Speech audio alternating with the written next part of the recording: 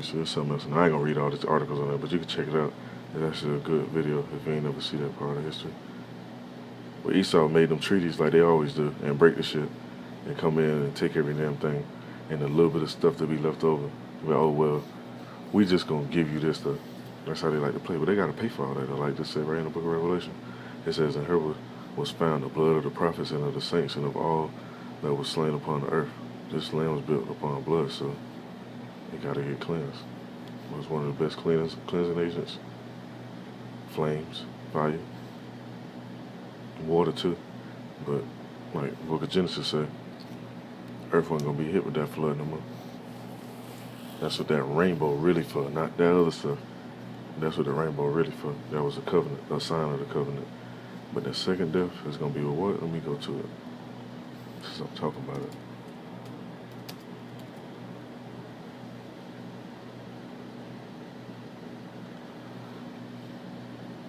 That second death, book of Revelation chapter 20 verse 14, it says, and death and hell will cast into the lake of fire. Which, that's how you know how Constantine made up the hell doctor. As you go to hell and burn up, how you gonna throw hell and fire? That don't even make sense. But it says, this is the second death. Because basically, you living in hell. You're going through all these hellish conditions. The book of Psalms, the scriptures say, though I walk through the valley, the shadow of death, that's where we at. Nothing but death going on. As I'm making this video right now, somebody just died somewhere. We're in the valley of the shadow of death. Now the first death, let's go to it. Let's see what that is.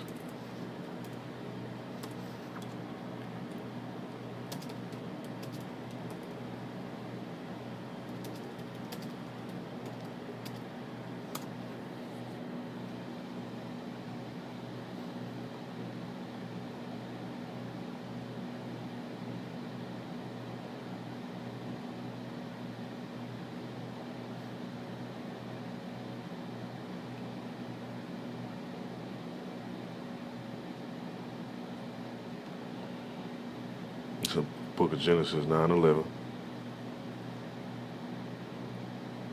Let's see.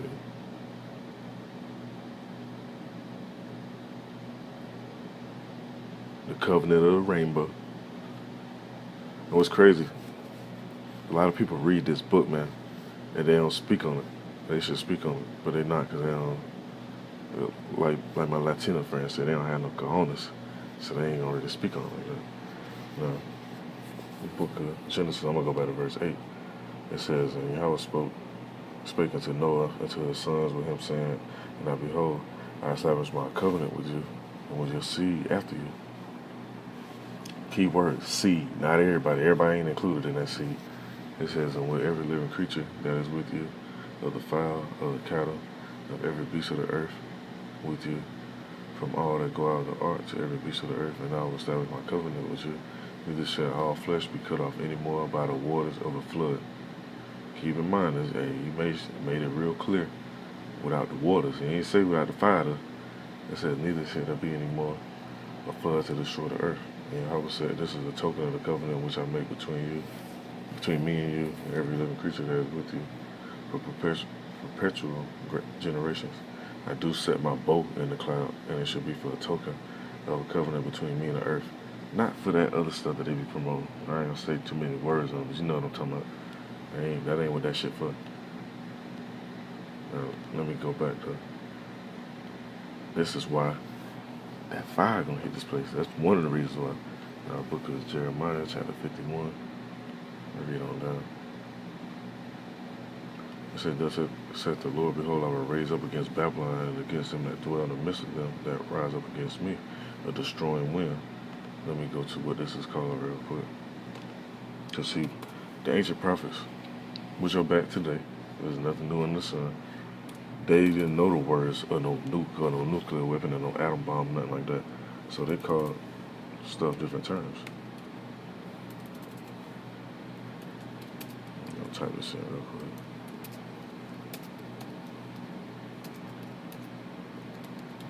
But I never typed it in this way. But I'm gonna see what come up.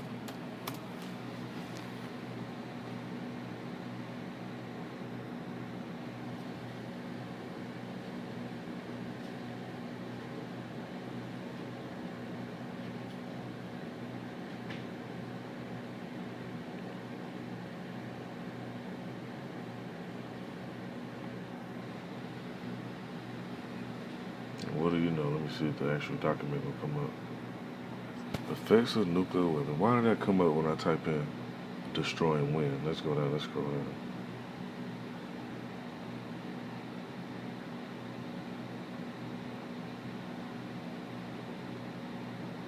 Look at this, man.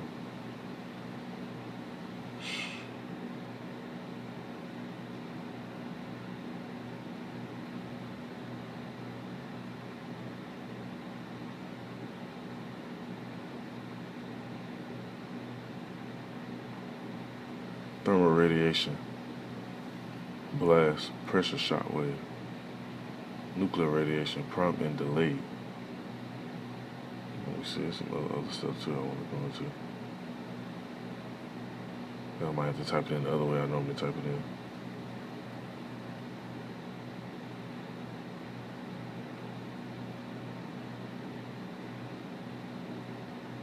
Oh, let me go to this real quick.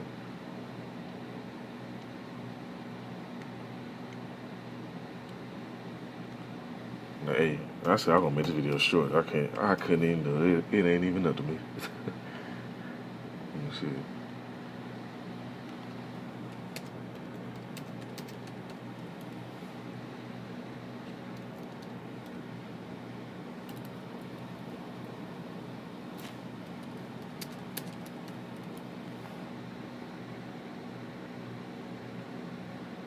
Book of Revelation, chapter 6, verse 14.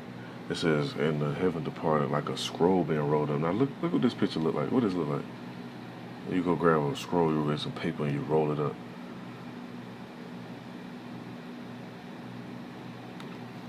It says, "The heaven departed like a scroll being rolled up, and every mountain and island will move out of their places." Why? Because this gonna shake up shit. It's gonna really shake up stuff on the earth. Earth should reel to and fro like a drunkard. Heat and shock waves. This was in the news, man. This is what they really be talking about in the news. Fuck them sports. Ain't gonna be no more Super Bowl and no damn NBA playoffs and shit once this go down. All the other nonsense they be talking about in the news. But don't mind me. Don't be over righteous. I'm just talking from my perspective too as well. Yeah, ain't nothing wrong with enjoying a little other stuff in your leisure time. But this is stuff that's really coming up. That's more important than that bullshit. And I ain't gonna scroll all the way down. Let me go back real quick.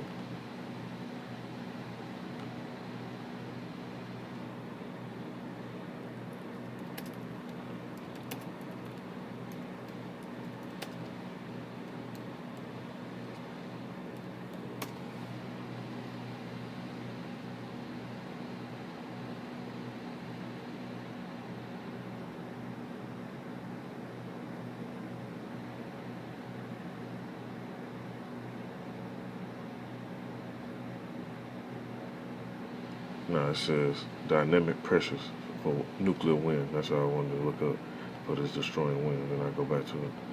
It says drag exerted by the blast winds required from the blast wave. These winds push, tumble, and tear objects. That's why I talk about in 2 Peter, the elements should melt with fervent heat. That's why it's gonna melt. Because of that pushing and that tumbling and that tearing. And that heat. Can't forget about the heat. Yeah, I was taking a shower the other day and I felt that hot ass water. I'm like, oh Lord, I'm like, hey, have mercy on me, because I ain't trying to feel this when this go off. That's what you should be saying, because it's gonna go off. It's going down. Now, verse 2, let me go back to the book of Jeremiah. It says, "And we'll send unto Babylon fanners, and shall fan her, and shall empty her land for the day of trouble, and shall be against her round about." They holding drills right now. What time it is? About to be 7 in the morning where I'm at. They've been doing stuff at night over there too. They slick with it. It says, "Against him that bendeth, let the archer bend his bow, and against him that lifteth up himself as brigade." I might be pronouncing that wrong as well, so like it. It says, "And spare ye not her young men, destroy ye utterly all her hosts. Thus the slain shall fall in the land of the Chaldeans, and that are thrust through, and her streets for Israel have not been forsaken, nor Judah of his power, and of the Lord of hosts, though their lands was filled with sin against the Holy One of Israel. Flee out of the midst of Babylon and deliver every man his soul, be not cut off in her iniquity. But this is the time of the Lord's vengeance, he will render unto her a recompense. So even though this is going to take place, that's basically just letting you know, we ain't been forsaken, we ain't been forgot about, he ain't just going to let everybody just go through this. It said, Babylon have been the golden cup in the Lord's hand that made all the earth drunken. The nations have drunken of her wine, and therefore the nations are mad. Now keep in mind, even though I know I keep pausing, so Salaki, it was just a little commentary. You tell people this, they look at you like you the fucking enemy, like you finna go push them buttons and send us off. And you just warning them, like, hey, get yourself together, tighten up. Like you see the person driving on the road, and you know it's a cliff over here, and this nigga doing 80 miles an hour, and there's a corner that he gotta turn around too. Why it's a cliff right there. And you're like, hey, nigga, slow your ass down. There's a cliff up there. You driving fast. They get mad at you though. And you just trying to warn them so they don't die. But that's the mentality of our people though, man. And it's fucked up, but it is what it is. Now it says, Babylon is suddenly fallen and destroyed. How for her take balm for her pain? If so, be, she may be healed. We would have healed Babylon, but she's not here. Ain't no healing this place. Ain't no digging in no bunker. And when the smoke clear, you come back up because nobody want to be in no radiated land. It says, forsake her, let us go everyone into his own country, for a judgment reaching into heaven, and is lifted up even to the skies. The Lord hath brought forth our righteousness. Come and let us declare in Zion the work of the Lord Yahweh. It says, make bright the arrows, gather the shields. The Lord hath raised up the spirit of the kings of the Medes, for his device is against Babylon. Going back to that precept, says that he created the smith to blow up the coals, to bring it forth with a device for his indignation, so to speak, for destruction. And he put a spirit on them to create this. They ain't just say, well, you know what, I want to go create a nuke today. No, he put that spirit on them to do that. Now it says to destroy it because it is the vengeance of the Lord, the vengeance of his temple. Set up the standard upon the walls of Babylon, make the watch strong. Set up the watchmen, prepare the ambushes, for the Lord hath both devised and done, which he spake against the inhabitants of Babylon. When thou dwellest upon many waters, abundant in treasures, thy end is come, and the measure of thy covetousness. The Lord of hosts hath sworn by himself, saying, surely I will fill thee with men as with caterpillars, and they shall lift up a shout against thee. Hey, and like this title say right here, no time for jokes. Cargo moved from the ports. It's a little scary. I mean, I wish that there was more organization, right? I feel that there's a lot more that the city could do. I'm in the electrical business and everything is backdoored. You gotta wait months. Well, I think it's terrible. I think that it's a major problem and it needs to be addressed. And I don't know that Washington is doing a whole lot about it. Well, it's worse in California than here. But Mayor Pete doesn't know what he was doing, and he just ignored it. If they would stop really making jokes about it and actually action things, we would get things done. And while there are people out there who will try to blame COVID or the pandemic in general for these economic woes, it is worth noting that Florida Governor Ron DeSantis has pleaded with companies many times, at least on social media, to import their goods through Florida rather than California, assuring them that Florida is open for business. In contrast to this, however, it seems like the Biden administration is more concerned with regulating American workers instead of allowing them to simply do their jobs. Not only has the Biden administration attempted to mandate that any company employing over 100 people mandate vaccines for their workers, his Build Back Better agenda also aims to increase the cost of driving as... Hey, what that Build Back Better sound like? Make America great again, man. Just a different devil, same agenda. As well as increased taxes on corporations. One might think it would be obvious that yes, shutting different parts of the economy down would have an effect on the supply chain, but for now at least, it seems like the Biden administration is less concerned with fixing this problem and more with creating new ones. The last thing you want to do is have an administration like Jen Psaki and the president blaming the American people for expecting to see shelves full at their grocery stores like they used to be, expecting to see stuff they want to buy available like they used to be, and having the Biden administration mock the American people by saying, look, you might not be able to get your jacket in 15 colors, but you'll be able to get the jacket maybe in... See, that's how Esau feel about it. So that should let you know. So motherfuckers be listening. So you're going to listen to people like that and think that they actually care about your well-being. If you do that, you're a fucking fool. Let me go. Matter of fact, let me go to this preset real quick. Go to this.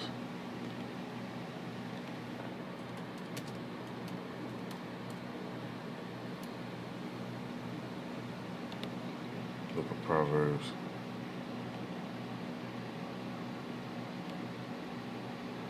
Chapter 14, verse 15. It says, "The simple believe of every word." And it's a lot of simple shit going on. It says, "But a prudent man looketh well to his going." So what, you gonna be simple or you gonna be prudent? It's on you. It's up to you. No, I want to end this off with this right here. Though. This goes back to that second Ezra's. Go back to this.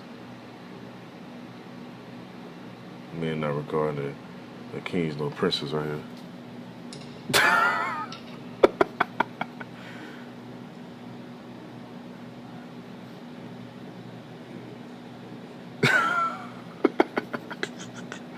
Hey man, I don't want to watch this edifying video, man. Stay alert.